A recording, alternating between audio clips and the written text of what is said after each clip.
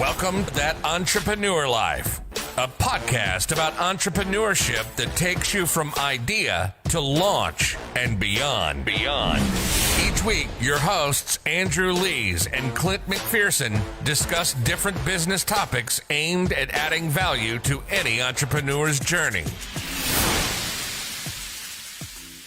Welcome back, everyone, to another episode of That Entrepreneur Life. I'm Andrew Lees, and I'm here with my co-host, Clint McPherson. What's up, man? Not much, brother. Just living the entrepreneurial life like always. But let's go ahead and kick this thing off by welcoming our special guest, Cody Loughlin, to the show. How you doing, brother? I am living the dream, my friend. I am excited to be here, man. I'm excited to be here with you guys. I love talking about entrepreneurs and entrepreneurial lifestyle, and so let's do this. That's awesome. Yeah, we're really excited to finally have you on, Cody. It's an honor to have you on the show. Before we get into everything, can you just tell our audience kind of who you are and what you're all about? Whew, how much time you got, my friend? Yeah, right. I'll give you the elevator speech, right? So, just some highlight stuff. It's hard for me to even kind of say those things, but so I've opened up 14 companies in my life. 10 of them failed miserably. The other 4, I've done over $200 million in sales. And so I've been on Inc. 5000 a couple times.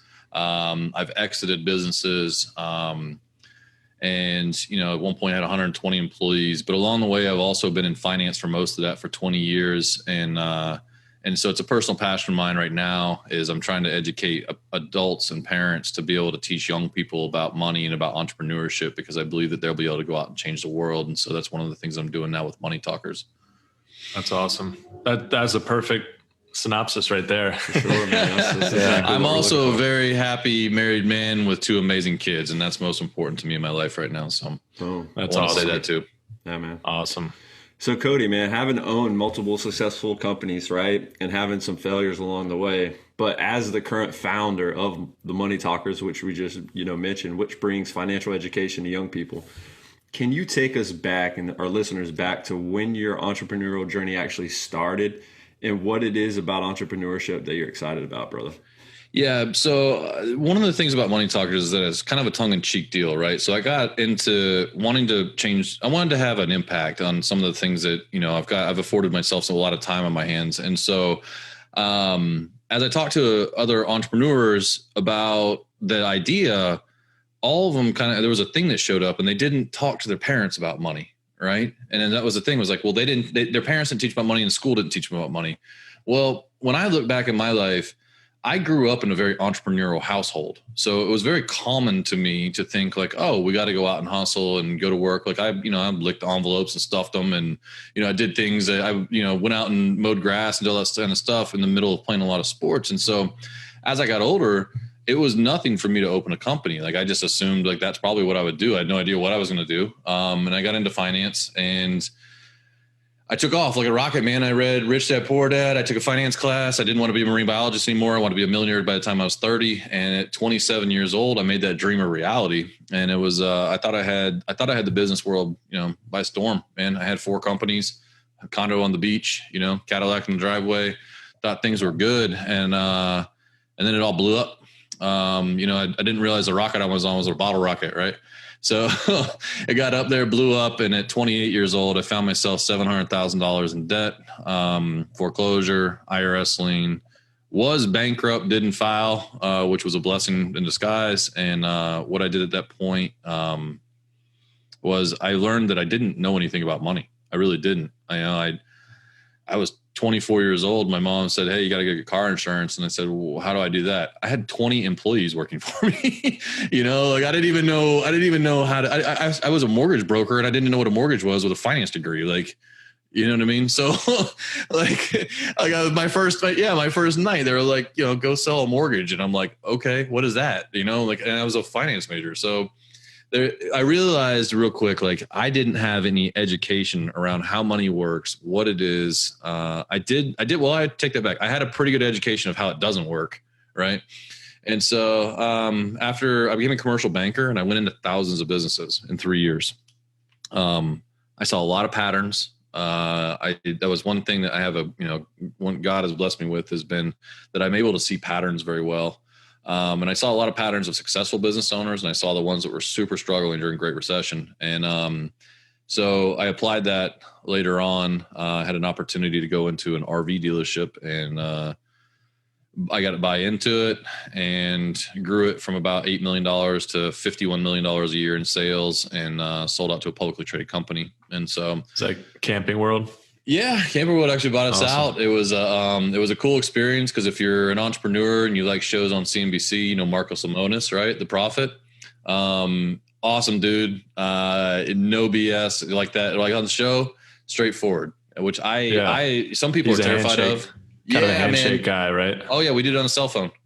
Yeah. Yeah, we did it on a cell phone. I went through private equity firms. I went through family offices, and then them. And so we had these kind of three competing things. They came in to buy us, and what they said is that they put an offer on the table, and when they came in and they kind of learned more about it, they said, we can't buy you. I was devastated, and I was like, what? Why? And they said, well, you're not ready to be bought. I said, what does that mean, man? I was like, have you seen my numbers? Like, I'm growing like crazy. Yeah. I was like, are you talking to me? Yeah. I was like, did I give the wrong impression to you? Because I didn't mean to. I don't want to hang out for a while here. It's like, I'm ready to go. Yeah, exactly. Like, where do I sign? So, so we talked, and they said, well, listen, here's the deal. We want to buy you, not just your business. And when we buy you, we want you to do what you've done at your business at a whole bunch of ours. And they said, the problem is that if we do that, then this one's going to crash because you're the linchpin.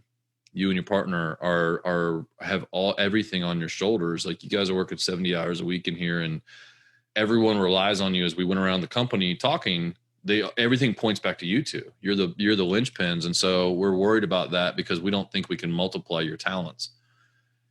So took that to heart as anything else, and really dove into the same way I had to dive into personal finance to get myself out of that gigantic hole. I dove into like how to make a business viable, right? And just like anything else, it's just simplified it. And a year later came back, and we renegotiated. I had a phone call with him and said, threw a price at me. I said, no, that was last year's price. I was like, here's a new price. And he said, what in the world will make you think that? I said, last year you were overpaying. I says, this year you're getting a bargain. If you wait till next year, I said, we won't have a deal. And he was like, he goes, all right, give me an hour. He can call me back in like 10 minutes. He's like, got a deal. Let's do this thing. Right. Yeah. And so it was quite an experience. I got a dream job with them. I worked there for about a year, and basically I was 2 seats from the CEO.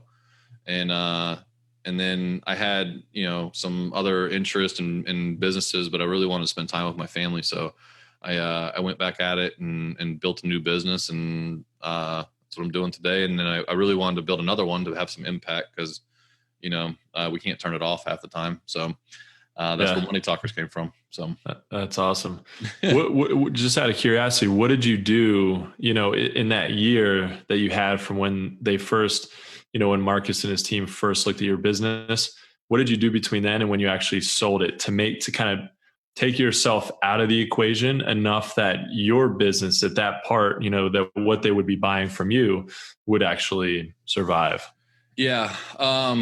Well, I'll do that in 2 parts for you. So one, I removed my necessity into the business by readjusting the accountability inside of the business, right? And I can break that down for you if you want. But the other part of what I did was, by doing that and removing myself as the linchpin, we went from $37 million in sales to $51 million in sales in 1 year. So here I am in that entrepreneurial trap of listening and thinking that like, I got to be involved in everything. Like either me or my partner, we need to make the final decision on everything, and really stepped out and said, okay, how do there's a few things that we did tactically, if you want to know kind of what we did, a little more nuts and bolts. I'll be happy to share those with you. Yeah. Okay. So some of the things we did was, for one, we made an org chart, and it sounds really basic and dumb, but we had 110, 120 employees, and we just assumed everybody knew where to go for what. And what we did is we defined roles of everybody of what they do and who they answer to. Seems dumb, but we were on site all the time. So people would come in and ask me a question. Well, they didn't know their manager didn't know. They didn't know that the other guy didn't know. And so we had all this chaos going on with that. Didn't realize it. So they would just go to you. A bunch of people would just go to you. They get the answers, and they weren't really necessarily paying attention exactly what the chain of command exactly. Yeah. No. So in the chain of command and there was another problem with that was I was an overthinker, like big time, right? I never wanted to make a mistake. Like a lot of people, in businesses, like I had paralysis when it came down to the dumbest questions about stuff. And so I read this quote that said more harm is done by indecision than wrong decisions. Right. And there was that Jim Carrey movie where it was like the yes man, right? Where every time somebody asked him a question, he had to say yes. Well, I kind of took that a little differently, but I said, every time somebody asks me a question, I'm going to give them an answer on the spot. Yeah. Like I'm going to force myself. Figure it out. Yeah. Yeah. No, I didn't tell anybody. It's kind of a muscle that you flex, right? Like I struggle with that too. Like some days I get 10 things, boom, boom, boom, right in a row, that I need to make it a quick decision on, and I make it and I feel efficient and I move on. And then the next day I might have 2 big decisions and I can't get through them. So yeah. And the worst part is you take that with you. Right. And so the longer you take to make a decision in a business, the longer it takes you to figure out whether that decision was right or wrong, you're not very much more likely to be right or wrong the longer you take. Mm-hmm. You follow me? Yeah, so exactly. If you're going to be wrong, learn sooner rather than later, because you're not predictably, like, the more you think about it, you're not more likely to move the needle that much more towards being correct or being wrong. Right. And so one of the things that I found out when I made that decision, I didn't tell anybody. Right. And I had, like I said, I had almost 110, 120 employees depending on the season, but like, I didn't say anything to anybody for 2 weeks. And every time somebody asked me something, I was like, here's the answer, boom. And I would watch their face and they were like they were kind of stunned because they were used to me going, let me think about it, or I don't have time for that. Those are the 2 things that always came out of my mouth. And so I'm like, bring that back to me. I don't have time for that. I can't think about that right now. I'm thinking about something else. Right? And it's like, and what I found was I started doing this, and then all of a sudden I was like, it was just like, I had this giant boulder off my back. And I called like, I don't know, 30, 40, 50 people into the office. And I said, dude, I'm sorry. I have not been giving you answers. And I had this huge kind of like a big meeting thing. And then all of a sudden what I found out was, when I did the org chart to it too, but what I found out in that meeting was they weren't even bringing me half the questions, because they would come around the corner and see me in my office and I'd have this like overwhelmed face on, and they'd be like, oh, he's too busy. And so there was all these problems around that weren't getting solved. Not even that it was just me not answering. It was just more about like, it became kind of, I was the leader of the ship. Right. And so I was making that a culture piece, and I didn't realize I was doing that. The other thing that we did is that we put in a system at a meeting table. So we would have weekly meetings with the 13 managers, and we would go into these meetings. We'd go over financials. We would go over all their different problems and grievances. And then we would 2-3 hours later walk out of there and be like, what did we even do? Right. Like this is insane.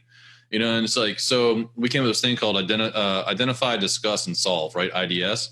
And so we would, when they came, they had specific KPI measurements that they had to come with, which was like, instead of like the sales manager wouldn't say how many sales they had last week, what he would talk about is how many outbound phone calls did they have, how many leads did they get, and what was their conversion percentage. And we would track that every week. And he would have to bring those numbers to us, not us provide them to him.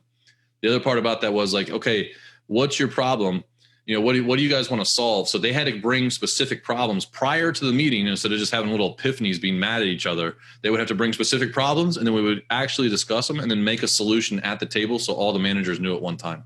And it sounds like a very simple thing, but that moved the needle so far for us.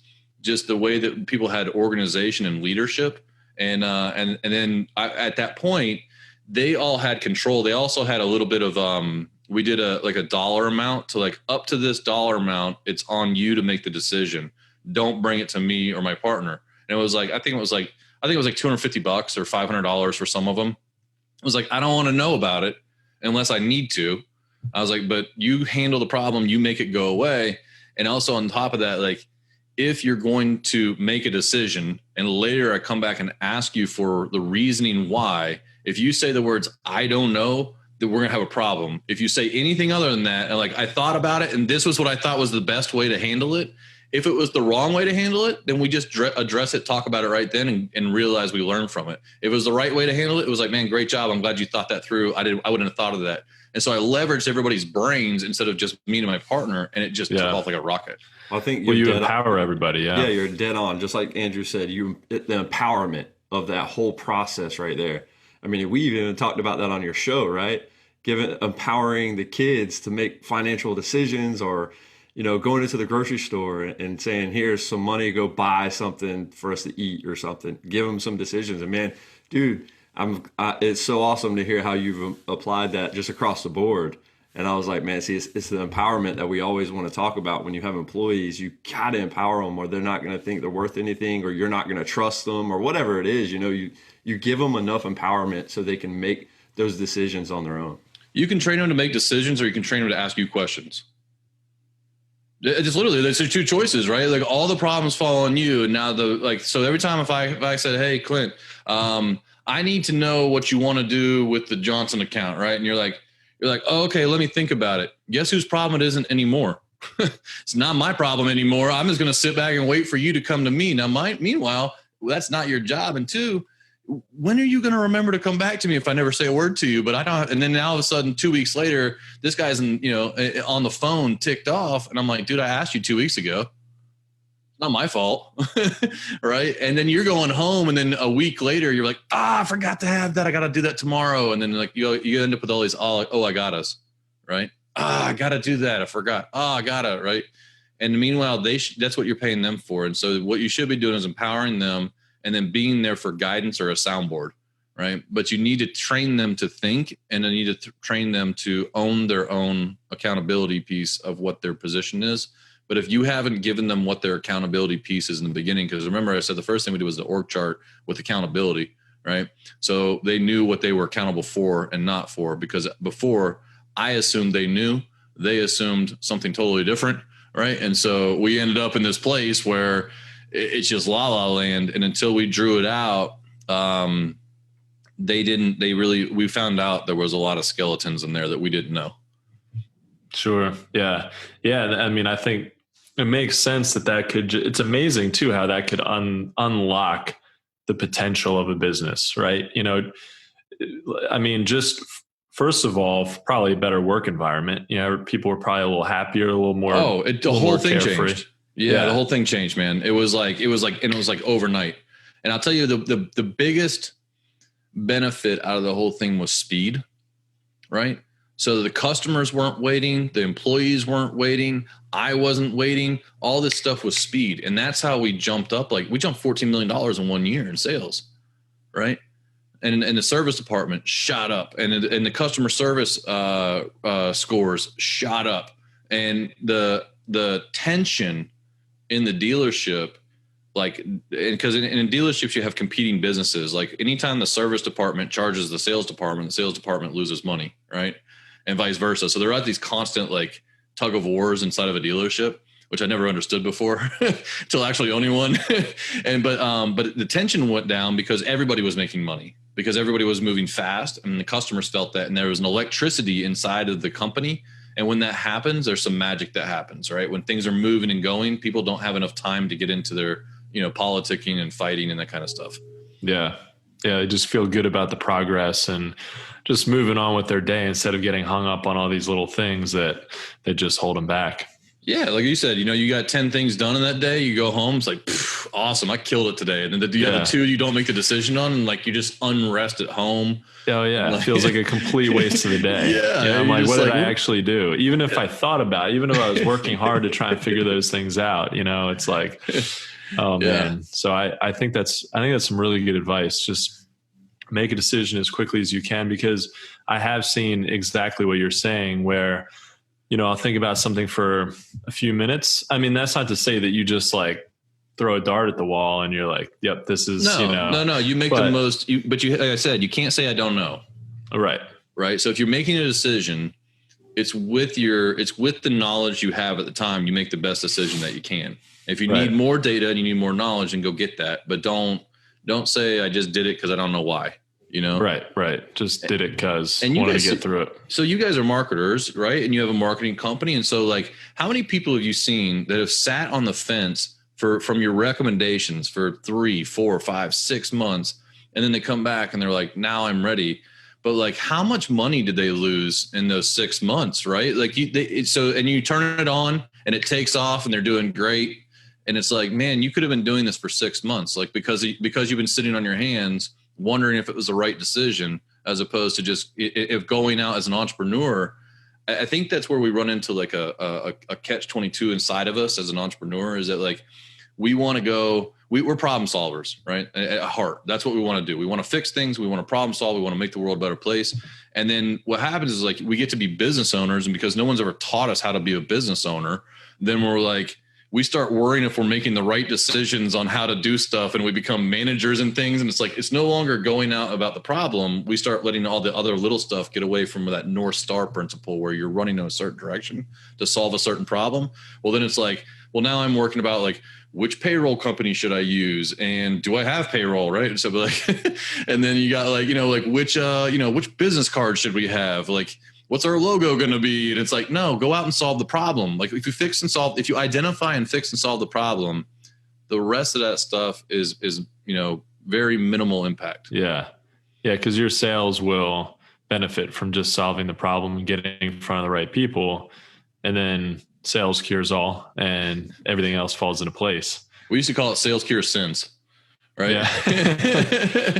So makes up for some bad decisions. Yeah. But if you make bad decisions and learn from them, you just learn another way not to do it. Right. And it's kind of the way that, if no one's going to teach you how to do something, you kind of need to learn through experience, And so that's kind of one of the things with Money Talkers is like, I want to bring more content to people so that they don't have to go through some of the experiences that I went through, because I want them to leverage my experience so that they can go out and do bigger things, much like a coach. I think an entrepreneur in general, I mean, we have to make the decisions to fail at something or move the needle forward. And then if it sets us back, again, like you said, we take away from it, we learn from it, and we know what not to do in the future. And that's a lot of the reasons why we're having this podcast or why we're having these discussions, so we can get all this stuff out, that people know that entrepreneurship's not easy. But you also got to move forward and continue not to say, I don't know, or, hey, let me get back to you, right? Like, you got to make a decision, stick with it. The most educated decision with all the things that you have at that specific moment in time. And then if it's something that really needs to be put off, or if it's something that all the team needs to be brought in on, and you is like, look, this is a decision that we all need to make together, right? Or whatever it is, but that decision is being made today. Let's do it. Let's get in a room. Let's hash it out. And let's move forward, because again, you will not, like you said, you're not going to get any closer to success, right? So you need to go ahead and make the decision. If you did, boom, you learn from it. Okay, we failed. Now we know what not to do. Now we know how to move the ball forward, or what play to call, audible, whatever it is. But let's keep this going so we can actually, learn from this failure or learn from the success as well. It's important to rehash how everything went, because just because you succeeded or won something, what can you do when you sit back and just look at everything and talk about how everything went? It's like, okay, we did this, we accomplished this mission, but at the end of the day, let's talk about it. What are the key takeaways? What can we debrief to where how can we get better? Just because we accomplished this mission, it actually took us maybe longer than I thought it would, but we did it, right? Like, we came in right. How can we do it earlier next time? Or how can we accomplish this faster? And what can we do to improve along the way? And I really think you got to look at that as well, Yeah, so I would say that there's some things that stuck with me that showed up later in my life that I didn't realize what my dad was teaching me. See, I lost my dad when I was 19, and I played a lot of sports when I was a kid. He's always in coaches and around and all that stuff. He was teaching me all these like sports analogies, and one of them was, you can't steal second with your foot on first, right? And he used to say that to me like all the time, and I never understood why. I'm like, I got it, dude. Like, I can't run to second base with my foot on first. And now as an adult, and I realize as an entrepreneur how valuable that thought process is, right? Like, you got a goal of going to go steal second base. You can stand on first base worrying about it all day long, but unless you take off running, you're never going to do it. You may not get there, right? And if you don't get there, then you got to, what's the hot word today, right? Pivot, right? So you got to pivot and do your new thing. But so, but you cannot, if you don't take the risk, you don't run, you're not going to win, man, because you signed up for this life, right? This is what we signed up for. If you wanted to be told what to do every day, all day long, with a certain paycheck that comes in, God bless you. I've done it a couple of times, and it's not me. It's not in my DNA, right? But the thing is, I know that if I don't have a floor, I don't have a ceiling. Right. And so I can go build as high as I want to build, because I've been in positions where I absolutely smashed the other team members on the thing, and my paycheck difference was very different, very small, just like, oh, well, here's $1,000. Thanks for generating $200,000 more than everybody else. And I was like, seriously? Like, because I had a salary, and that's a position. I always felt I feel constrained in those situations because I can't use my God-given talents, which is, it's trying to see a better way to do things. Like you mentioned, Clint, like, you're even though you did good, like, okay, I'll give you another one that it comes up a lot. So I use a lot of phrases, right? But when I hear the phrase like, well, that's the way we've always done it, it's successful, right? Like when I hear someone say that's the way we've always done it, when I ask why we do certain things certain ways, then my hair in the back of my neck goes up, because I'm like, well, is this the best way to do it? Right. And it's like, so unless you deconstruct how you do things, or when you have, like, let's say mild successes or, medium successes, like, is there a way to get a big one, right? Is there a twist we can do there? Is there a little bit of tweak we can do and then knock it out of the park? And so that's the fun. That's the thing that lights me up. Yeah, exactly. Yeah. I mean, the potential is what we live for, what we do this for. That's it. It's the no ceiling. There's not as much value in stability. There's, no risk, no reward kind of thing. And it's like, it's so basic, but it's true. I mean, you're not going to, get as much for reward if you're not risking anything. So it's like that in personally, in business and investing and anything you're doing. It's so true. I think a good way to get through that is to identify what you're working for, right? And so when I was, when I was climbing out of that hole and I was working 70 hours a week, my wife, we had our first kid, and we decided she was going to stay home. I mean, we really could have used that second income. We could have used that to get where we wanted to go farther. And it was like, but that's not what I signed up for, right? I signed up. So my goal was, I wanted to have an exit. I wanted to have multiple streams of income, and I wanted to have time for my kids within 10 years. And I basically set a goal. I wanted to be FIRE, which is financially independent, retire early, which means basically that you have passive income that outpaces your bills. And I thought, and here I was sitting here, 700 grand in the hole, no job, IRS liens, foreclosures. And I'm like, well, I want that. I didn't have kids yet. Right. We weren't even there. We weren't even thinking yet. And it was like, okay, but I want to have the time with my kids, because that's what I wanted to be able to do that in the future. And so for 10 years, I set a goal out, and I backed out where I needed to be every year. And then I tracked it, right? Because whatever you put light on shines. And so whatever you track improves in a business. It works the same way in your personal life. So I built a personal financial statement that was probably the ugliest one on the planet.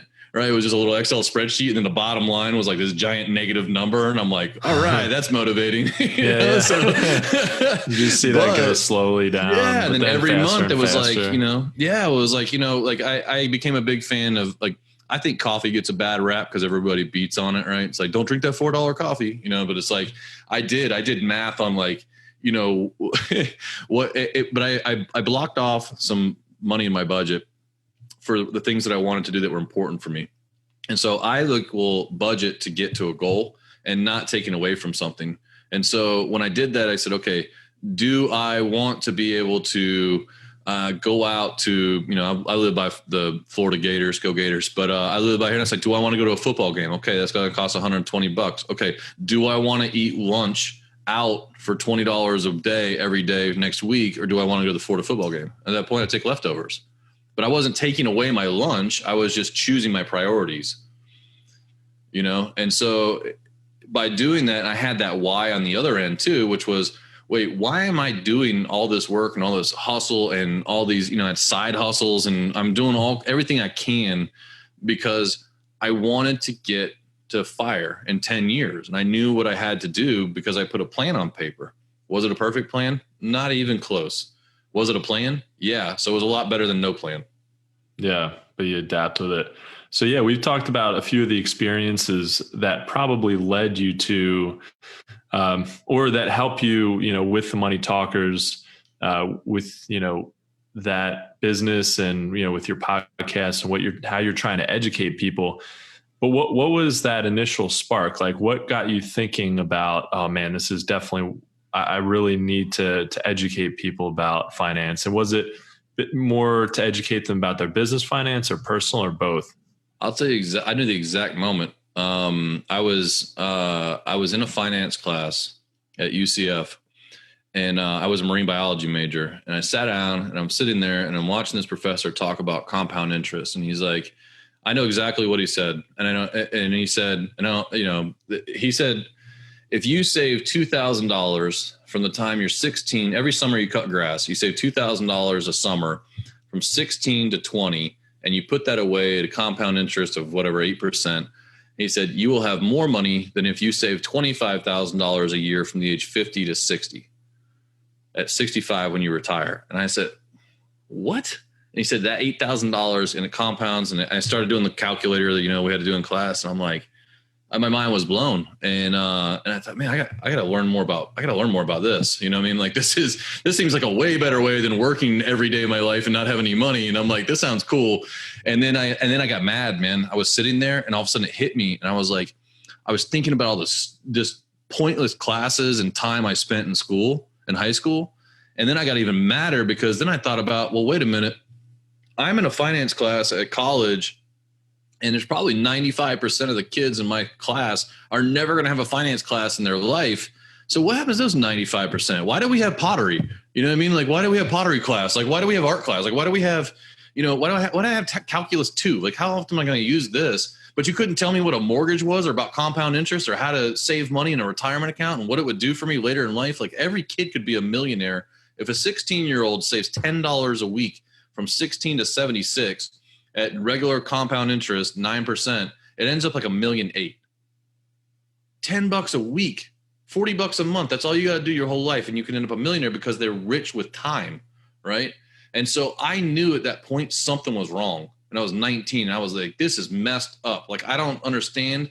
And then I was like, well, I don't know. I'm going to worry about me and, kind of the 19-year-old thing. Right. And so as it came up, when I sold my companies and I was working for them, and I was like, man, it was literally, if you'd asked me the job that I'd wanted for the last 10 years, it would have been the job I had. And I just one day walked in and was like, hey man, I'm leaving. And they were like, why? I'm like, I got to go impact the world, man. Like, this, I'm not doing it. Like, this is an amazing position. I'm making big bucks. But I need to go. And I was like, I need to do something else. And I couldn't figure out what that was. And then one day my wife said to me, she said, she's like, you have never stopped talking about that moment about 10 years ago where you were teaching a class of 7th graders, and the reaction I got out of them when I started playing these money games with them. And she was like, you lit up when that happened. She was, you need to go do this. And I was like, yeah, I do. Like, I need this. This is something that's it's an exponential impact. Right. And so if you taught 1 million kids to be millionaires, it's 1 trillion. Right. So originally it's called it trillionaire movement, but I can't spell. So, I was like, I got to get rid of that domain. So I thought about that and I'm like, that's not that many. Right. That's not really that many that we could reach out to, we could touch, like we could get them. And if they got the concepts of even a little bit, if you taught them 30 personal finance concepts and you taught them a little bit about entrepreneurship, they would be light years ahead of where I was. Yeah, that's the thing. I mean, we're just not taught that kind of thing. Growing up, at least I think, I mean, I wasn't. Most people, I don't think, where I went to like a college prep school, and prepped me for college. I actually did a great job of that, except that even in college, they didn't teach me about, right. I was an engineering major. So it's like, that's cool. But what about money? What about the thing that, don't worry about that. Yeah. Just sign this loan. Don't worry about that. Exactly. That point right there, it brings us to the next question, really, when it comes down to it and how it could tie in, and for you, Cody, why do you think we don't learn more about how to manage our finances from an earlier age? I mean, do you think it's really that taboo to talk about it? Or is it because most people, even our parents and educators, actually don't have any better understanding of it, than the rest of us? Yeah. I was asked on an interview, they framed a question to me and it said, most educators agree that personal finance should be taught at home because teaching it in the school is not very effective. And then she said, what do you think about that? Kind of like an aha gotcha, right? And I looked at her and I said, how effective is not teaching it in school?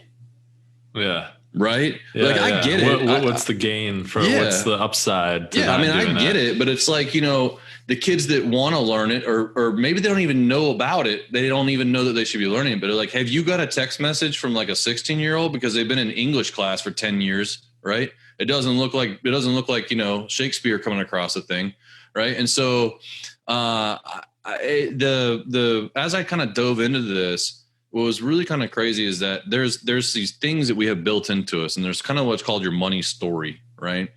And I think that people don't realize that they're writing it daily and they're writing it with their families, but there are already chapters written, right? And so if your parents didn't talk to you about money, or if you constantly saw your parents fighting about money, or you grew up in a tough situation, or you grew up in a lavish situation, those are all money stories, and they've shaped the way that you focus on it and you see the world with money, right? And so those things are inside of you, but unless you take the minute, you take the time to kind of dig into that and realize, okay, what I've done to this point in my life is not necessarily right or wrong. It's just my money story, right? It's just the chapters I've already written. But here's the flip side of that. I get to write the ending of the story, right? So if you're a parent, there's two things that they say are just anxiety inducing conversations, right? One's birds and bees and two is money. Well, I ain't tackling the first one, right? No way. Not. So on the second side though, what I found when I was just absolutely devastated and in this hole, when I got, but just amazing, there's a big story behind how I got there. But when I became a commercial banker, I had a good salary and I was learning how to all this stuff about money and trying to figure it out. Like I was listening to Dave Ramsey constantly. Like I was consuming everything I could. And what I found was I started opening up and telling people, my friends that I made, and, I was talking to them and I'm like, man, I don't know what to do. Like I'm so far in the hole. I haven't filed taxes. I haven't done that. And then like what I found was like, they also had these anxiety pieces inside of them where they would just kind of be like, hey, I know this isn't as bad as your situation, but what do you think I should do with this? Right. And so it started opening these channels. And as I began talking about it, the tension that was built around it in my own brain was never, ever talk to anybody about money. It's uncomfortable. It makes them uncomfortable. It makes you uncomfortable. But when I started talking about it, they started talking about it and we all started learning and digging into it. And so the more I kind of got even, like I couldn't wait to have those conversations. And it was great because it was like, we just knocked those walls down. And so when I look at it now from, that was 10 years ago, when I look at it now and I say, okay, like, as I said, when I went to other entrepreneurs and I told them my idea because I wanted to get feedback, all of them were like, oh my gosh, we need this. Like I've never met a single person who was like, yeah, I'm really glad we don't teach anything about money or entrepreneurship in school, right? Like we all know the problem.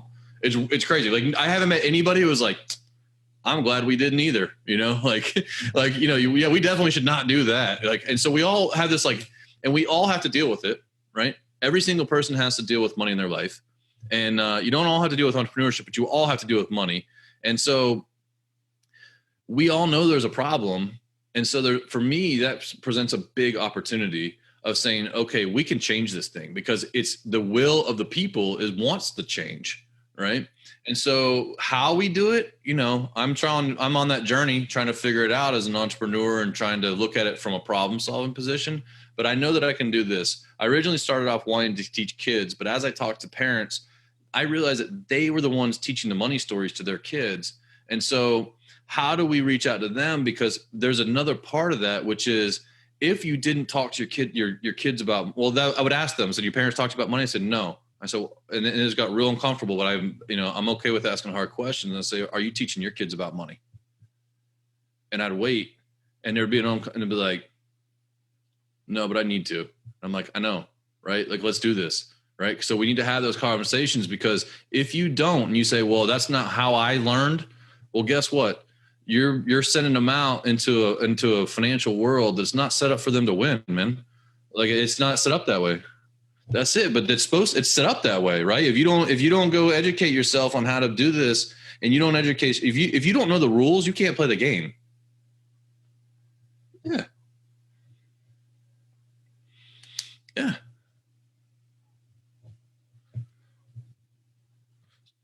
Yeah.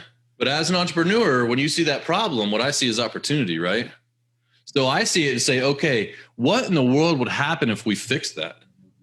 Yeah. Right? Yeah, what would happen, man? Could you imagine? Yeah. Right? And at the very least, if people didn't just have to go into debt to figure out, or they didn't, going into debt, it definitely happens. You know, there's things that you get. I mean, obviously, if you can have no debt from as early on, from as young as possible, that's the ideal situation. Most people do incur some debt, and hopefully it's in like a smart way. But you might have a mortgage, you might have some student loans, and hopefully you're paying that off as quickly as possible. But some people, I went into credit card debt. And I don't even think I was spending like crazy, but I didn't understand enough about my personal finances. And, I just wasn't, I was probably making some decisions that I thought were smart at the time that just weren't, and put me in a deeper hole. And that is, when you get like 3 credit cards maxed out, that's like a kind of a scary hole to be in for sure. Well, that right there shows how the system is broken in itself, right? Like for you to be allowed to do that and continue to do that. Yeah. And then they even do it with people that don't have good credit scores or whatever it is. Yeah. It's like, man, they'll just throw money at you just so they know it, that back at the end of the day, they're ruining your life. Yeah. I mean, I would say this. Go ahead. So I would say this. I was teaching these that same class I was telling you about. I was teaching these kids, right? And I showed them something, because that day, like, I have a Lowe's credit card. Like, there's good debt and bad debt, right? So first of all, that would be one of the major classes I would have, because leveraging up on investment properties or on business purchases that pay for themselves and provide income and passive income, those kind of things. Like, there's good debt and bad debt, but there's also like I have a Lowe's credit card because I get, anywhere from 5 to 15% off when I buy stuff, and I rehab houses and I buy real estate. And so I use it. I pay it off before the end of my statement date. So I always have zero balance. I pay zero interest on it. Well, I forgot one month, right? And it happened to be that day I got the bill, and it came in and I had a $4,000 bill on it. And it said, if you make the minimum payments, then over time you'll pay, I want to say it was like, you're going to pay $9,000 for this. Right. And it was like, you'll pay it off in 17 years. And I'm like, so what I did is I was like, okay, I'm sorry. It was a $3,000 bill and I was going to pay $9,000 for it, because it was 3 times. So I said, okay, I went and got some normal household stuff. Right. And I went and said, okay, if I went on Domino's and I ordered a $25 pizza, right? I'm like, I was in the student thing. I was like, would any of you guys pay $75 for a Domino's pizza? They're like, no, right? I'm like, would you pay $400 for a pair of Nikes if they were $120 Nikes? And they're like, no. I'm like, would you pay $9 for a Gatorade? And they're like, what? No. And I'm like, then don't pay for credit, right? Because that's what you're doing, because you're sapping your future. You're sapping your future, right? And so they got that concept very easy.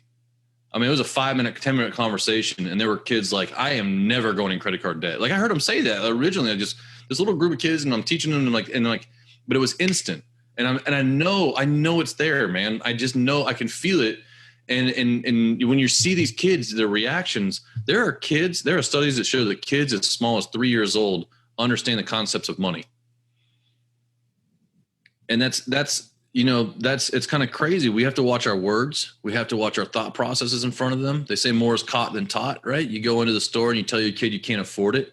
Oh no, we not get any toys. We can't afford that. We don't have any money. Daddy doesn't have any money. And I'm walking by and I pick up something off the shelf and I'm like, ooh, how about that? And I pull that plastic out and I whip it through and I'm like, all right. And he's watching. Yeah. She's watching. Wait, what the heck? What? Yeah. Like, well, you didn't have any money and all of a sudden now you got money and you just ran that little plastic thing through there. Like, and then I don't trust you about money. You really want the stab? Because that was what I got when I read that. And it was like, it was like, now your kids have started a pathway of not trusting you about money because you're selling little white lies to get out of this stuff. And then they watch you behave differently. And I'm like, well, ouch. And I mean, I think two things with that is you can look hypocritical, with that, but you're not going to pay for your kids thing, but you're going to pay for your thing. And you're telling them that you don't have money. I mean, there's, scarcity. It's instant scarcity though. Right. So we're not buying that because we don't have money or we can't afford that. Instead of changing their mindset, like, how do I afford that? If you wanted this is how you'd have to do to get it. Are you willing to do that? Well, and the other thing is they might see you, swipe that credit card whenever you want something. And they think that really it's a bottomless pit.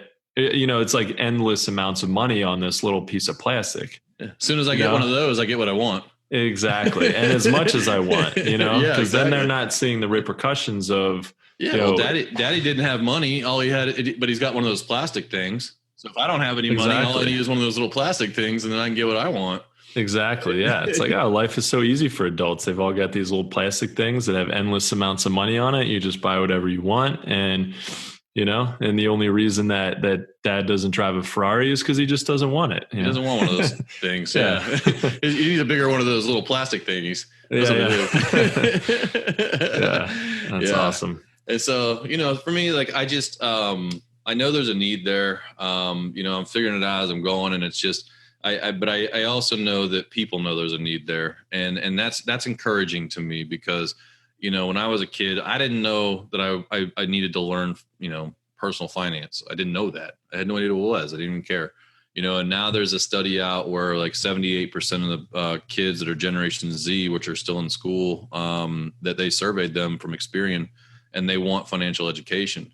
And to me, that like lit me up because I was like, man, I didn't even know what it was. And then these kids, they're in a different mentality, man.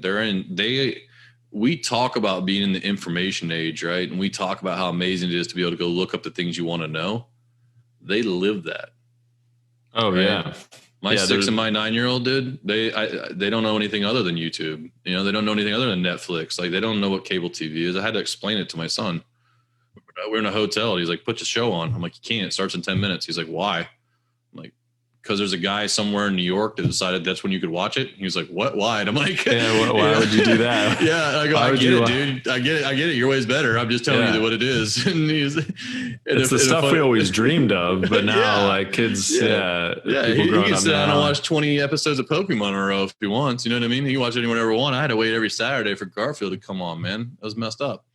But what was really funny is he went, the show started and he was like, okay, cool. And I'm sitting there, I'm not paying attention too much. And all of a sudden, toy commercial comes on, whatever. And he looks at me and he's like, hey, put the show back on. I'm like, what do you mean? He's like, put the show back on. I'm like, it is. I'm like, that's a commercial. He's like, what's a commercial? I'm like, well, a commercial is when someone wants to sell you something and they interrupt the show that you're watching, even though you didn't want them to, and then they show you a product to try and get you to buy it. And he's looking at me. I'm like, dude, it's the same thing as TV. I get it. It's better for your way's better, but this is what this is. Like, I don't know. Interrupt marketing. We're interrupting the show. But it's double just dipping. That gave me kind of a reframe of my age and their mentality difference, So I think, you always think you've got the young vision, but these kids, they have a totally different mindset on the way they access information and the way that they educate themselves. And to me, that's really encouraging. Yeah, it's really encouraging, as long as there's good content out there for them to educate, because what they put in their brain is going to seek to validate. And so that's why I like things like this with podcasts. If you're an entrepreneur listening to this, you are doing intentional listening, and it's going to make a massive difference in the way you think about the world, because you're going to try and validate that there are options of people like myself that were way off, probably way worse than you're doing off right now. If you think you're struggling, that there's a way to get to the light at the end of the tunnel, or that's okay to talk about problems, and it's okay to address these things with people and break down the walls and have these anxiety inducing conversations. You're going to feel a lot better about it. And so when you do those kinds of things and you have these intentional listening, like my son intentionally watches TV and he enjoys it a lot better, right? If you have intentional listening and you've already taken the step to being better at life. You're being better at your job. You're being better as a boss and as an owner and as a business owner. And if you're listening to things like this, like you've already made the decision, which is the hardest part. You've taken some action. Right. And I think that that's an amazing thing you guys are doing for entrepreneurs, because it is a lonely world as an entrepreneur if you don't have those kind of things.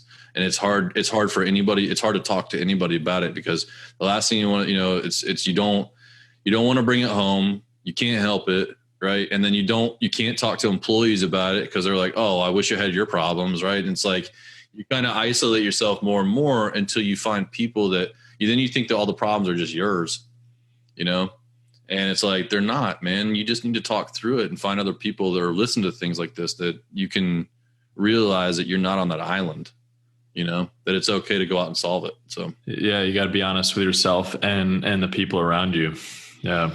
Yeah. It's a tough thing to do, though. It's the same thing with the money talk, right? Like, I don't want to talk to my kids about money because I don't want them to think that I'm bad with money or question me. Right. Yeah. Yeah. Right. That's and so, true. Or you think you don't know, right? I don't know enough. I'm not a financial genius. Somebody else will teach you that stuff. Right. But I guarantee you this, you're light years ahead of them. If you know the way not to do things, like we talked about earlier as an entrepreneur, if you know ways not to handle money, you don't have to come out full blown and be like, man, I was bankrupt when I was 28 years old, son, way to go. 6-year-old, get out in the little league field. It's like, you don't have to do all that, but like, bro, you can have conversations with them about it. Like, they should learn from that. If you can't teach your kids about that, then there's a huge missed opportunity, right? Because why should they have to go through the same thing just to learn, right? Who's going to care more about their outcome than you? Yeah. Yeah. Right. So you're the one person in the world, or the two people in the world, or, some families are bigger, but like that really only have one intention for the kids. Right. You only want the world to be better for them. They only want them to have great lives. Like, you're the ones. Right. And so if you're the ones coming from that position, if you don't know how to talk about something, then go educate yourself and then go back in there and redo it. You got to be one step ahead, and that's it. And you can go have the conversations, or I would challenge you to go do it together. Right. I'll tell you a great system that I literally had a podcast earlier today with a guy who's been all around the world running insurance companies, and dude's been like, he's money central dude, right? Everything, he knows everything about it. Right. But we were talking through it, and I said, man, I have a program in my household where I will reward my kids for reading books. Right. So I'll challenge them. If they want something, I'll say, okay, you got to earn it by doing X, Y, Z, not just chores, but like, okay, above and beyond, because I want them to get in the habit of like, if I educate myself, then I can get better things. And so I was talking with them, and we came up with this idea, and it's almost like I would reckon it to like the book report, right? Like, obviously don't call it that because nobody wants to do that. But, but I was thinking about this, and like, if you could take your kids and have them go out and learn one financial concept, it doesn't even matter. Writing a check, right? What's a checkbook? Like, how does money get in an ATM? Like, what's a mortgage? Have them learn the habit of researching it so that they come back to you and they have to teach it to you. And then they get a reward for doing that. It could be small as going to get an ice cream. It could be a $5 bill, like whatever it is. But that habit building of, if I educate myself better about money, if I educate myself better about entrepreneurship, I'm going to get more reward out of life and out of my business. Right. And so I thought about that, and I'm like, man, I talked to him. I'm like, I'm implementing that this week. Like, I can't wait. I'm going to send them out, and I'm going to just like, like, look, you got to learn. They're 6 and 9 years old. Like, the concepts can't be massive, but the idea is that if you go and do these things, it's a habit building, right? You get the wheels turning, man. You get it. You get the brain just, focus on some of the important things, not always YouTube, right? I mean, obviously they can learn from YouTube too, but not always the Pokemons of the world, because they're not teaching about finances. There's consumption and production, right? And so, and it's good to have some of both. We need to shut it off sometimes, but that's one little tidbit you can take away as a money talker. Saying, hey, you know what, like, think about these things with your kids, that you have open-ended conversations with them when you go in. Don't have an agenda when you ask them. I hated the question. I don't know if you guys did. I hated it when I was a kid, and they said, what do you want to be when you grow up? I was like, dude, I know like 5 jobs. Like, I don't even know what there is. Like, astronaut, fireman, Joe, right? It's the Amazon crew, right? Like, it's like whatever you can get for Halloween. It's like doctor, like fireman, policeman, like whatever you can order on Amazon. There's a Halloween costume. So, but asking them, I think I like to teach more about how to learn and how to think, and I like to try to come up with an outcome. So if I say, hey, what are you into? If your kid's into video games, I don't know. If they say, oh, I'm into video games, like, well, okay, how does a video game business work, right? Someone has to be the person that comes with the idea, right? So you have these people, you have technical code writers, you have illustrators, you have you have people that put them onto discs, or you have them put them into game pieces. You have people that build the consoles, you have people that build the parts in the consoles, then you have people that distribute it to them, then you have people that sell it, market it, and then you have people that manage the whole thing. There's a lot of jobs in there, man. Transport, right? There's a lot of jobs in there.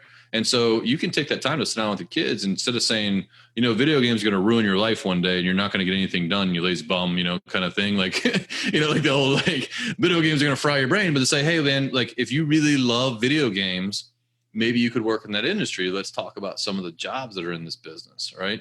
And so it's kind of fun to be able to talk about those things. So what I like to say is that if you're going to talk to your kids about those things, and I think it would have been a lot better for me, and it's probably why I'm probably a serial entrepreneur, is because I never could pick any of those things I wanted to do.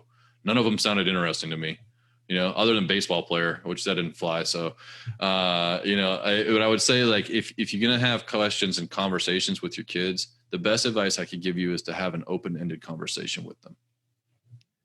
And I took that advice one time, and I had probably one of the most important conversations I've ever had with my son. And it literally about knocked me to my knees.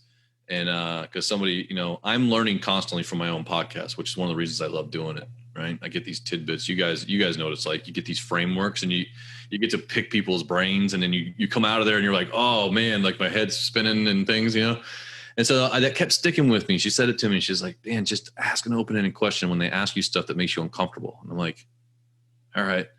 I'm walking by, man. I was taking stuff out of the grill, and I dropped stuff off, and I'm coming back in, and my son's like, hey, Dad. I was like, yeah, son. He's like, how much money do you have? And I was like, I'm like, my first thing was like, don't worry about that. And then I'm like, wait, I'm the money talker guy. Like, can I tell him exactly what I have? Like, how do I explain this to him? Is he going to get this concept? Like, are we talking about like net worth? All those things are like in like half a second's running through my head. And I remember what she said, man. She said, ask open questions. So I looked at him, man, and I said, buddy, why do you want to know that? And he says, Dad, I have $100 bill, which is his prized possession. He's like, I have $100 bill. And if you don't have $100, I want to give it to you so that you know what to do with it for the family, because you should have my $100 bill. And bro, I was like, I mean, had I not had that in my head and thinking about that, I would have missed that moment. And it was like one of the most endearing moments of my life is that my son was more concerned about the family, and that he had $100 bills and he wanted our family to have it in case I didn't have one, and here I was like running through all these reasons of not to talk to him about it and all this stuff. And so, yeah. You were afraid he was trying to get technical, but like more curious about the dollar amount rather than just making sure that in general, the family is okay. And I would tell you, you can apply that in your business too. So when your employees come to you and they ask you an uncomfortable question, or they ask you stuff that you think that there's an agenda behind what they're saying, you need to step back and ask them, well, why are you asking that question? Because a lot of times there's a bigger meaning behind it, that they're just the only way they know how to ask, and I find that there's a lot of similarities between being an entrepreneur and being a parent. Yeah. Well, I think that's a perfect segue into my next question, because I think understanding personal finances ties directly with business finances, right? And you clearly have a lot of experience with both. And as entrepreneurs, we all do, but, and I think if we don't know how to manage our own money, how can we expect to manage money in our business? What are a couple of basic things that we can do to get our money right, both personally and in our business? Know your numbers. That's really the easiest, simple thing I can tell you, because when I found out when I went into businesses in 2009, I, kind of told you what happened to me. I lost 4 companies and huge hole, right? And here I'm this commercial banker and I'm walking into business. It was supposed to be this financial expert. Felt like it's such a sham, right? I knew how to be an entrepreneur. I had no idea how to run a business. I was there to learn how to run a business. That was my whole goal. And so at that time, there were a lot of businesses in the shape that mine were at the time when I lost them. And my job was to go in and check the loans for the bank. Right? They had all these loans out over a couple different counties, and I was going to these business owners and they're struggling, and I know they're struggling, and like, I don't want to be the bearer of bad news, but like the bank's paying me to go find out what's going on. So I show up and I ask for financials. When I do that, I generally know within about 5 to 10 minutes, because I told you I've seen patterns as one of my gifts. And so when I walk in and I start talking to an entrepreneur and I'm like, hey, after the niceties and all that stuff, shaking hands and whatever. And I say, hey, where are you at this month over last month? And they're like, oh, we're doing good. I'm like, well, it's more specifically. And they're like, like we've had some ups and downs. It's like that. It's almost like that Chamber of Commerce event, right? Like we're talking. So and it's like, the LinkedIn experience. Good. Yeah. And I'm like, well, do you have last month's P&L and then maybe this month's P&L? And they're like, yeah, I'll call the accountant and get this for you. I'm like, I'm like, okay, well, how are you doing this year to date over last year to date? I'm like, good. It's tough. It's tough out there. And then, and then I would be like, no, like I just knew, like immediately. It was so crazy because I kept walking into these situations and I'm like, oh my gosh, like I'm going to have some really tough conversations with this person. And then I would walk and I would walk into the next one and I say, hey man, where are you at this month or last month? I'd be like, listen, we've cut expenses down 30%. Well, our top line, we're not selling as much, but what we've done is we've cut the accounts that we didn't need to have. And we're focusing double down on our good businesses that are still running strong. And I mean, it was like instant. You know what I mean? Like I knew, and I was like, okay, my comfort level was completely different. And I'd say, where are you at this year or last year? And they would know the exact same things. They would know their numbers. And so as this happened a whole bunch of times, I would have people in like 2010 asking me what business they should go in, because it was kind of like almost over and everyone was kind of seeing there was a lot of opportunities because things were way cheaper around when they used to be. Right. And it was like, okay, like maybe I should go into businesses, and people would ask me, and I'd say, man, it doesn't matter. They're like, what do you mean it doesn't matter? I'm like, dude, I got doctors who are broke and I got doctors who have got tons of money. And I got a sand manufacturer that makes tons of money. And I got a guy who's a car dealership who doesn't have a dime to his name with terrible credit. Like it doesn't really matter the industry that you're going into, because you got, you guys, you've got personality traits of a business owner entrepreneur, which is why I was able to go into an RV dealership. And I'd never ever been in a dealership. I'd never been in an RV, and I was able to walk in there and take the thing in a skyrocket, because instantly I knew what I needed to know. I needed to know my numbers, because if you know your numbers, you can make decisions. And when the fault that I see with most entrepreneurs is the same one that I see with parents that don't want to talk to their kids about it. Right. If you don't know where you're at, there's anxiety. Right. And the thing is like, we talked about sales cure sins earlier. Right. But again, you've got 2 pieces. So you've got sales, you've got your cost of goods, and you have you have a gross profit. Out of that gross profit comes your expenses. That's the general setup. And then at the bottom of that, there's a bottom number, right? And so what I would say is that,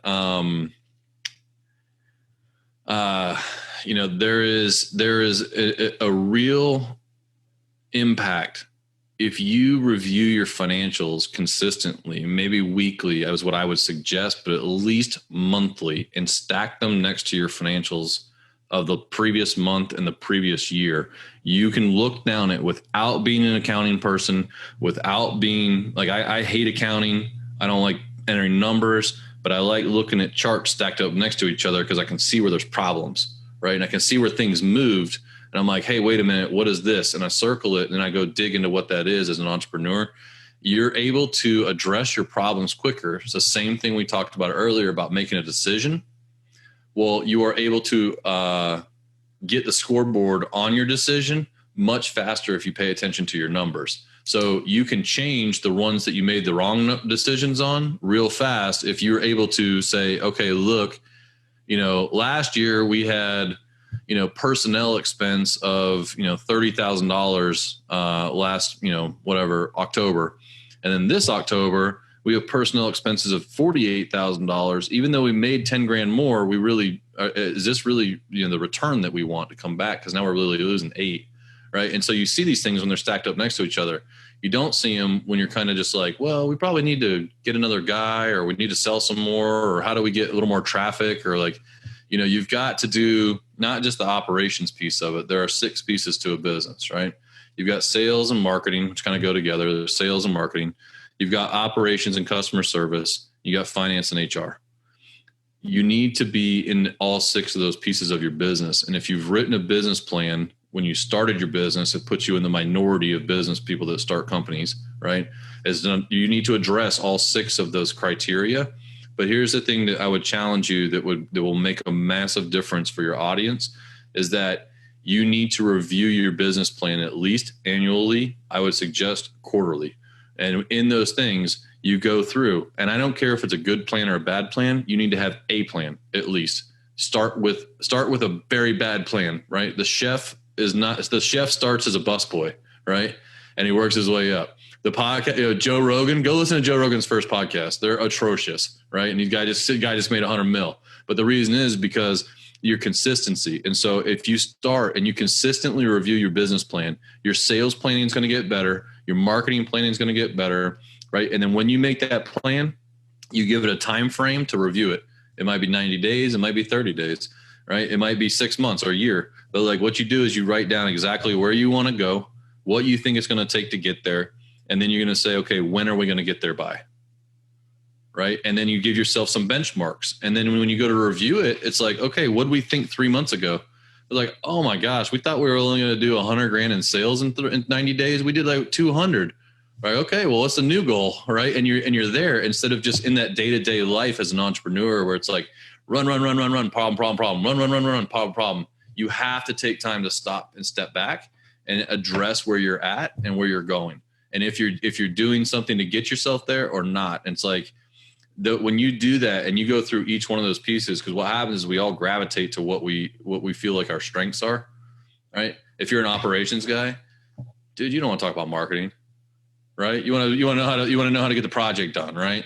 You want to make sure, and if you're an operations guy, you're probably much better with employees. If you're the sales guy, right, and you're like, man, I'm gonna drive sales. I love talking to people. Boom, boom, boom, boom. You're probably not that good at operations, right?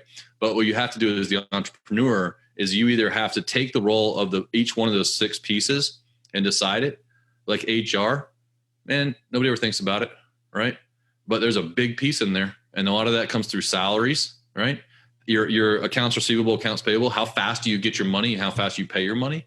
Your collection speed, right? Your customer service. Like, are people recommending you? Are they raving over you, right? And so you have to have these plans. Because it's kind of like, oh, well, we do that. We just do it all the time. That's where you get into that entrepreneurial spin, right? Where you just feel like you're in the washing machine, just like, oh man, all day. Like I got to deal with this and I got to deal with that. And it's like, you don't lay out a plan for your one. If you have a team, lay out your plan for your team and then have them execute. Now they have direction, at least quarterly, if not monthly. They have a direction and a target to hit. And then you can benchmark with them if they're getting there in the time frame, right? And now, you have speed, you have clarity, you have accountability, right? Kind of tying back to the whole thing we talked about in the beginning. You asked me what we did. I became a business owner, man. And I started doing these things and I was planning these things out with them. And then I was giving them their responsibilities and their benchmarks and clarity, and then the speed and accountability to do it and the authority to do it. And when I did that and I was there to support, it was a whole lot different than me constantly telling them what to do. And then they felt a lot better. The tension came down, the speeds picked up, but also we all knew where we were going. And when everybody was rowing in the same way, the boat went a whole lot faster. I love that, man. I mean, you touched on so many things just then. And with that said, though, I mean, from our entrepreneurial journey, we all go through highs and lows, right? And with that said, for you, what has been the most difficult thing about being an entrepreneur? Oh, that's a good one, man. So it's the times where you second guess yourself, right? When it's like, it's the doubt that creeps in occasionally. I'm naturally a confident person. So I don't know if that's a good thing or a bad thing, because when I have my failures, or when I feel overwhelmed, is probably the worst part, right? When I feel trapped and I feel overwhelmed, and I feel like, when I'll give you one specific example that happens to me is I keep my email as my to-do list. And when that thing starts piling up and it gets past a certain point, I'm like, I just want to go, I don't want to do any of it. Right. And it's just like it's like this overwhelm of like stuff. And then it's like, so, yeah, if you've ever read Alex Sharfin's EPT, it's called the entrepreneurial personality type. I read that book 3 years ago. It's just this little tiny thing. And it's, 40, 50 pages. I felt understood for the first time in my life. But the part of the book, it talks about being in momentum. And so as an entrepreneur, we don't see black and white quite as much. It's not like wrong or right. It's not like okay or not okay. It's feeling like we're accomplishing and we're moving forward and we're in momentum, or we're not. And being stuck is depressing. It's painful. It's when you don't feel like you're making the progress you should be making, and you're not, or even worse, you're not making the progress you should be making because you walked home and you didn't feel like you accomplished anything. It's that internal fight that we have. But the second you can recognize this, and this is one of the things that like was very empowering for me, was that I could realize that I can change my paradigm, right? And when I'm carrying around those things, I use a mental trick where I picture myself carrying like duffel bags of sand. And it's like, I picture myself doing that, and I stop and I just close my eyes and I take a second, I take a couple of deep breaths, and I picture myself letting go of those sandbags and then going to do whatever the most important big domino is for me. Right. I have been able to, I have a 7-figure business now with one employee, right? How in the world do you do that? I've never even been to the business. Okay. The reason I've been able to do that is because I have had such a hone in on this one concept of having the big domino. And it's a marketing term that I learned a few years ago, but basically they say like there's all these objectives, and if you picture them as dominoes, right, there's these little objectives not to buy from you, but there's usually one big one, right? You got to identify what that is. And if you can attack that big domino, it'll knock all the rest of them down. It's the people's reasons not to buy from you, right? So you're, as a marketer, you're trying to alleviate those concerns, right? But the thing is like, we're trying to alleviate all of them all the time. Right. And so it's like, and then you end up in overwhelm for the customer, and a confused mind doesn't buy, right? Confused mind doesn't buy. But usually if you can get down to it, there's probably one big one that if you tackled it, like if you could figure out what their super pain point is and you could solve that for them, then you can knock all the rest of the little stuff, the little like, whatever it is. I don't have enough money. I don't have this. I don't have that. The stuff that they're trained to throw to you not to buy, right? There's usually this one big domino that's in their life. That's, if you can knock that thing down, it knocks the rest of the reasons not to buy from you out, and they'll buy from you. Well, I took that and I applied it to business, and I said, okay, when I get up and I feel that overwhelm, and I've got 127 emails in my unread box, right? And I'm like, oh, where am I going to start? I don't have time. I want to watch all these videos and trainings and all this stuff. And like, I should be doing this and that. Man, if I look at it and I go, okay, what's the one thing that if I did this today, I would move the needle in my business? And so I look at it like, if I got that one thing done, and it's usually you can figure it out pretty quickly. It's the thing that's been lingering forever. And so if you picture this, it's important and unurgent usually, right? And so it's in this box of like, man, we should really do that. We should do a business plan. We haven't done one in 3 years. We've been doing this. We've been running around spinning in circles. Like, we should do a business plan. If you sat down, first of all, it's going to take you a couple hours of planning. It's going to save you tens and tens of hours of execution, right? And so if you said, okay, well, if you can identify weekly what that big domino is that's going to move the needle in your business, and then you can get the people who work for you to identify in their department what the problem is and what the big domino is that if they knock down, it would, and outside of their regular scope of work, if they knocked it down, it would be an efficiency tool. It would be a process. It would be an organization. It would be a conversation that I need to have. It would be a rearrangement of an office or office space or whatever that thing is. If you can find something that will move the needle in each one of their worlds, but specifically as the entrepreneur, if I can knock down my big moving piece, my big needle, my big domino goes over, the rest of the stuff that I kind of need to get done doesn't matter nearly as much as that big domino does to my business. Right. And so if I knock that big one over, even if I got nothing else done the rest of the day, I can wake up the next morning and being like, all right, new day. You know what I mean? Time to go. And so and there's always these things that'll do that. It takes time. It takes time to identify. And I would tell you that when I was working 70 hours a week, I was massive burnout. And I never left the dealerships. Like I was always there. If I wasn't there, I was at home with my kids because I wasn't going to be that guy. And so when I sold them, I started going to the gym in the middle of the day. I would take an hour. I never left for lunch. I would always either order in or bring something with me because I never wanted to leave. I was always worried that if I wasn't there, it was going to be a problem. I never took time, right? I never took time for myself. I left. I started going to the gym in the middle of the day. And I put headphones on and listen to a podcast or listen to music and I was listening to audiobooks, and man, I had more ideas and more, it's called a clarity break. As I looked into it, but I got bigger and bigger pieces to move the needle in that hour away from work that has such a major impact over what could have happened the hour I spent there doing nothing, right? Doing busy work or whatever. You've got to take time to work on your business, and you got to have a space away from it, because if you do that, you can identify those big pieces. And then when you identify the big pieces and you put those as the priority list so that you can go and knock those down and put those at the top of your work funnel, right? This is what I'm doing first. This is, if I knock this thing down, I don't care if I send those emails back, right?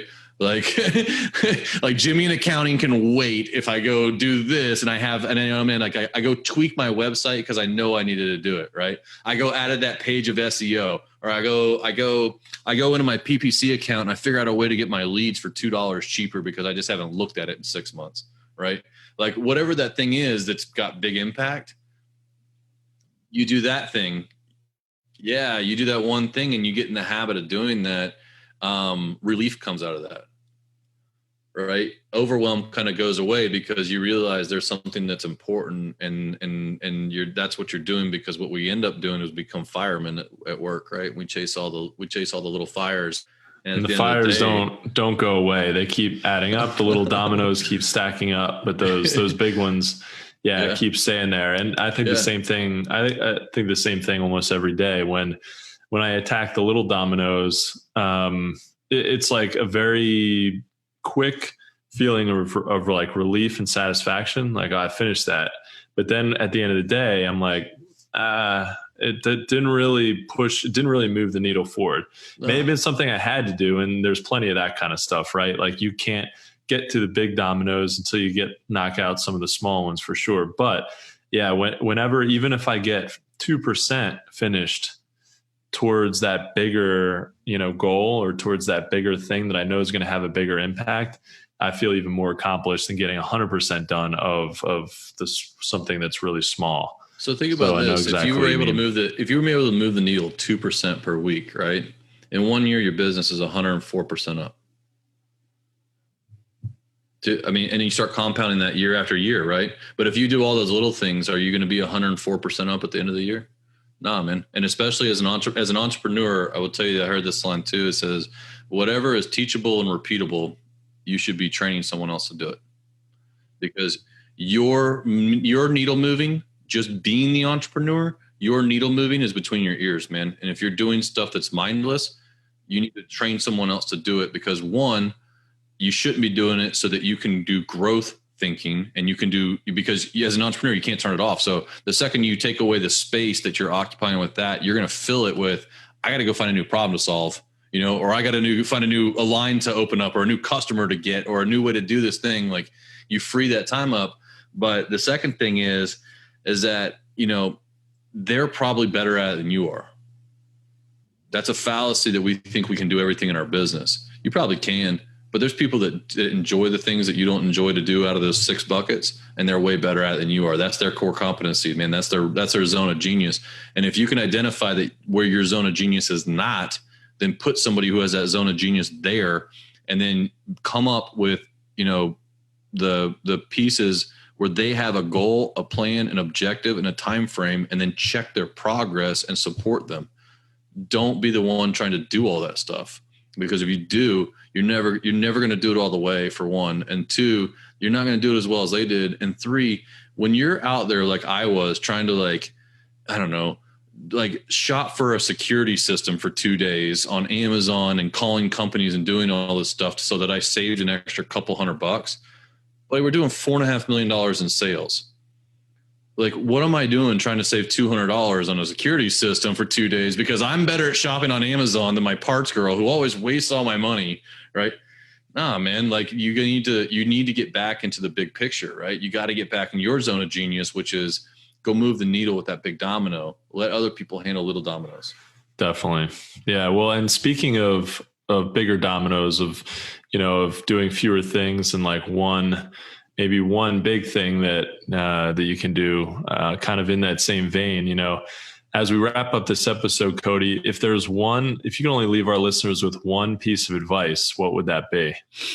Easy. Take action. Okay.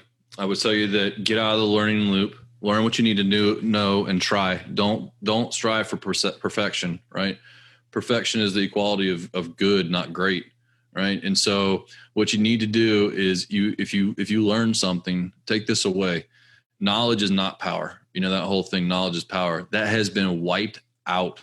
Right. That has been completely wiped out by these little magic boxes that we carry around with us to be able to look up something instantly. Right. You want to know how to fix your air conditioner. 2 seconds, man. YouTube University. Right. That is not any problem. But if you watch YouTube for the next 8 hours and you don't go out there and turn a wrench, bro, you accomplish nothing. You might know how to do it now, but unless you take action, it doesn't matter. And so what I would tell you is to take a little bit of time on the entrepreneurial side. And a lot of this is very applicable in the house, right? Is take inventory of where you're at currently. If I said something earlier about reading your numbers and that struck home, which it does with a lot of people, man, because I was one of them, right? I was at the end of the year at the accountant's office dropping the big, banker boxes off with all like the statements and receipts and stuff in there. I'm like, here, let me know. Like, I had no idea. I was looking at my bank account every day. If there was money in there, I'd take it out. If they didn't have money, I'd go find some. Right. And but I would tell you, if you're an entrepreneurial side, take control and take inventory of where you're at and be honest with yourself and be honest with people that you can talk to about these things, because seek out some help if you need it, but you have to have your numbers. Okay. You're the only one who cares about that. I can tell you if the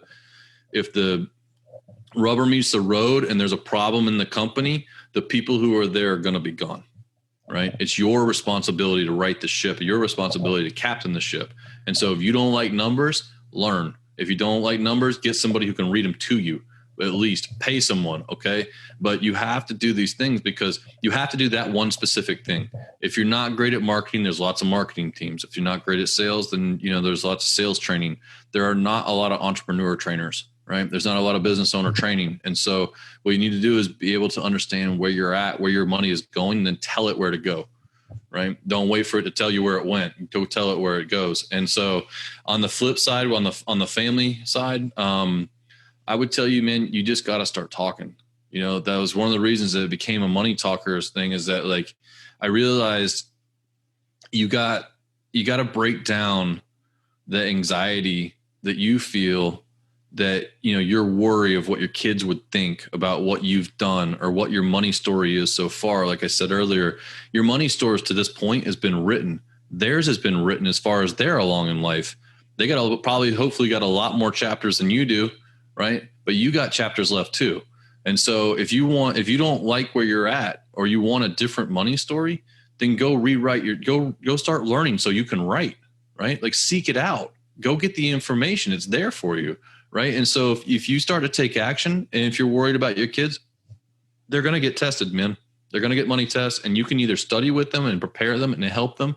Doesn't mean they're going to pass a test, but at least they're going to be armed with a lot more information than if you send them out there to do the test with no information and hope the world teaches them, because the world is going to teach them. And hopefully it's going to, it's not as bad as mine was, because it took a long time to recover from it. And I'm very fortunate that I did, but I sought action to change that. And so those are the two things I would say. If you're in a business owner, know your numbers. Okay. You got to do this. You got to have plans, and because you got to be the captain, and you got to have numbers, some way or another. You've got to look at these things and make a habit of it. And as a parent, just let your anxiety go, because what's bigger at stake for them is that you want the best life for them. And that has to be bigger than you worried about what they thought about what you've done so far.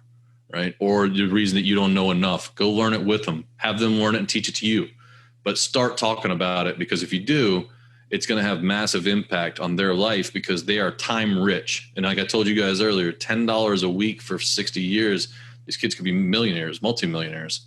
Right. And they only put $32,000 in. Right. That's the funny thing, right? They only put $32,000 in to get that. So they made no other good decisions in their life about money and buying a house and a business and entrepreneurship. If they could just find a way to get $40 a month, and then they're good. And so, but if you don't start introducing those concepts and start having those talks, you're going to find out that the anxiety is a lot bigger than it's a lot less satisfying than the joy that you'll have having these fun conversations and knowing that you're having this impact on them. Because it really, ultimately for me as a parent, that's all I really want, is I want to have a good impact on my kids. Yeah, Love it. I love the way we brought that episode to a close, guys. And I think that's a wrap for this episode. But from the both of us, Cody, man, we want to thank you for taking the time here today to join us and add value in what we're trying to do on our podcast, brother. Man, I just want to thank you guys for having me here. And I also want to thank to those that have listened to us for quite some time here on here. But, it's a valuable message you guys are bringing. And I want to thank you for bringing it to the world, because there's a lot of good that can come out of us being able to talk about things like entrepreneurship and money. And I hope it has an impact.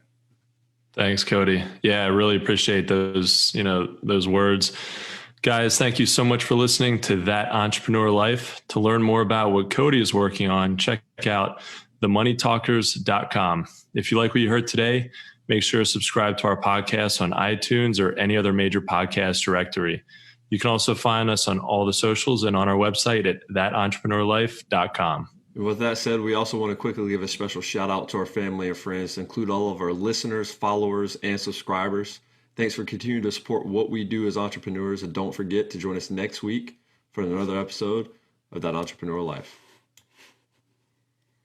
Thanks for listening to That Entrepreneur Life podcast. Be sure to visit thatentrepreneurlife.com to join the conversation, access our show notes, and discover our fantastic bonus content. Don't forget to join us next week for another episode as we continue to add value. Until next time.